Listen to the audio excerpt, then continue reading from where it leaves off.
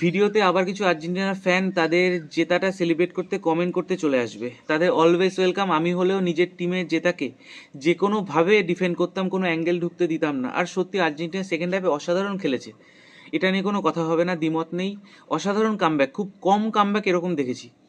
সবাই বলছে FIFA referring নিয়ে, যেখানে কিছু এক্সটার্নাল ম্যাটারও কাজ করেছে। যেমন আমরা ফ্যানরাই, যারা ব্রাজিলের ফ্যান আর্জেন্টিনাকে পছন্দ করি না, তারাই বলছিলাম নেইমার বেরিয়ে গেল, পরের দিন রোনাল্ডো বেরিয়ে গেল, এবার যদি মেসিও বেরিয়ে যায় ওয়ার্ল্ড কাপের তো ইন্টারেস্টে নষ্ট হয়ে যাবে দেখার। কাদের জন্য আমরা খেলা দেখবো, ইন্টারেস্ট নিয়ে বসবো? খেলা তো অবশ্যই দেখবো। ফিফার কী অবস্থা হয়েছিল ভাবুন। তারপর থেকে কিছু ডিসিশন যেটা আর্জেন্টিনার পক্ষে যায় আর ইজিপ্টের অত্যন্ত বিপক্ষে চলে গেল, এটা নিয়ে কথা হচ্ছে। আমার এখানে একটা প্রশ্ন, যে ফিফাকে নিয়ে বললে আর্জেন্টিনার ফ্যানরা রেগে যাচ্ছে কেন? তাহলে ফিফা মানে কি আর্জেন্টিনা? আমার এখানে একটাই সাজেশন, তোমরা তোমাদের টিমের জেতাকে সেলিব্রেট করো। ফিফাকে কেউ কিছু বললে তোমরা ডিফেন্ড করতে চলে এসো না, তাহলে ফিফা মানে যে আর্জেন্টিনা সেটা কিন্তু প্রুভ হয়ে যাবে। ভাই, আমরা ফিফার আগের প্রেসিডেন্ট ব্লাটারকে করাপ্টেড বলতাম। ইনফ্যান্তিনোকে দেখে তো মনে হচ্ছে ব্লাটার ভগবান ছিল, ভগবান। বলে বলে 10 গোল দেবে ব্লাটারকে ইনফ্যান্তিনো।